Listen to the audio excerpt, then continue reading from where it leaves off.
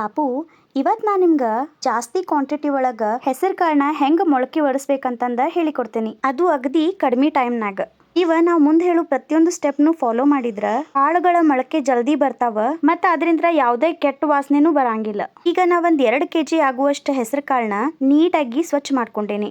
ಅದ್ರೊಳಗೆ ಯಾವುದೇ ಕಡ್ಡಿ ಕಲ್ಲು ಇದ್ರೂ ನಾವ ಸ್ವಚ್ಛ ಮಾಡ್ಕೊಳ್ಳೋದ್ರಿಂದ ಹೋಗಿಬಿಡ್ತಾವ. ಇದಾದ್ಮೇಲೆ ಈ ಎಲ್ಲ ಕಾಳುಗಳನ್ನ ಒಂದು 4 ರಿಂದ 5 ಸರಿ ಸ್ವಚ್ಛಗೆ ತೊಳ್ಕೊಬೇಕು. ನಾವು ಪ್ರತಿ ಸರಿ ಕಾಳು ತೊಳೆಯುವಾಗನು ಮೇಲ್ಗಡೆ ಏನು ಕಾಳು ಬರ್ತಾವಲ್ಲ ಅವ ಜೊಟ್ಟ ಕಾಳು ಇರ್ತಾವ.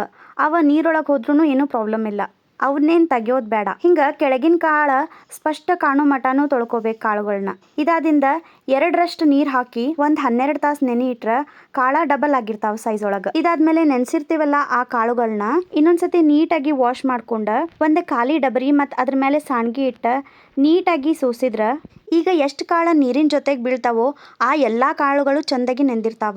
ಇದಾದ್ಮೇಲೆ ನೀರಿನ ಜೊತೆ ಎಷ್ಟು ಕಾಳು ಬೀಳ್ತಾವೋ ಅಷ್ಟು ಕಾಳುಗಳನ್ನ ಬಿಟ್ಟು ಉಳಿದ ಕಾಳೊಳಗೆ ಮತ್ತೊಂದಿಷ್ಟು ನೀರು ಹಾಕೊಂಡು ನಾ ಈಗ ಯಾವ ಥರ ತೋರ್ಸಾತೀನಿ ಅದೇ ಥರನ ಇನ್ನೊಮ್ಮೆ ಫಿಲ್ಟರ್ ಮಾಡ್ಕೋಬೇಕು. ಯಾಕಂದ್ರೆ ಎಲ್ಲ ಕಾಳುಗಳು ಇವನ್ ಆಗಿ ನೆಂದಿರೋದಿಲ್ಲ. ಈಗ ಪಾಪು ನೀವು ಆವಾಜ್ ಕೇಳಾಕತ್ತಿರಲ್ಲ ಅದ ನೆನಿಲಾರ್ದ ಕಾಳುಗಳದ್ದು. ನೀವು ಇದನ್ನ ಈಸಿಯಾಗಿನೂ ಫೈಂಡ್ ಔಟ್ ಮಾಡ್ಬೋದು. ಯಾಕಂದ್ರೆ ನೆಂದಿದಂಥ ಕಾಳು ಸೈಜ್ ಒಳಗೂ ಡಬಲ್ ಆಗಿರ್ತಾವ ಮತ್ತು ಪ್ಲೇಟ್ ಒಳಗೆ ಹಾಕಿದ್ರೆ ಈ ಥರ ಆವಾಜು ಮಾಡಂಗಿಲ್ಲ.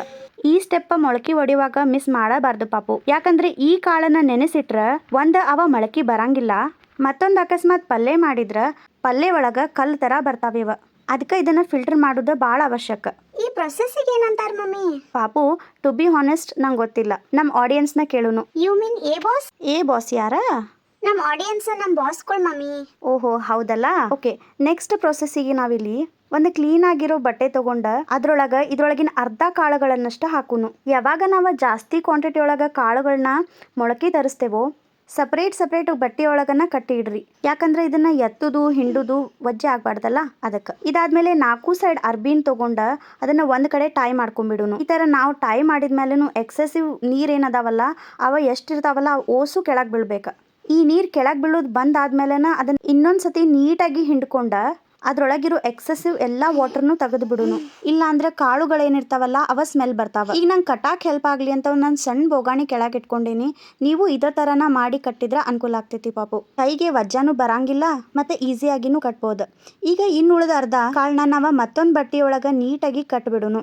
ಸೇಮ್ ಪ್ರೊಸೆಸ್ನ ತಲೆಯಾಗಿಟ್ಕೊಂಡ ಎಕ್ಸೆಸಿವ್ ವಾಟರ್ನ ಹಿಂಡಿ ಹೊರಗೆ ತೆಗೆದ ಎಷ್ಟು ಟೈಟ್ ಆಗ್ತೈತೋ ಅಷ್ಟು ಟೈಟ್ ಆಗಿ ಅರ್ಬಿನ ಟೈ ಮಾಡ್ಕೊಂಡ್ಬಿಡುನು. ಲೂಸ್ ಆಗೇನು ಕಟ್ಬಾರ್ದು ಪಾಪು. ಇದು ಲೂಸ್ ಆದ್ರೆ ಜಲ್ದಿ ಮೊಳಕೆ ಬರಂಗಿಲ್ಲ.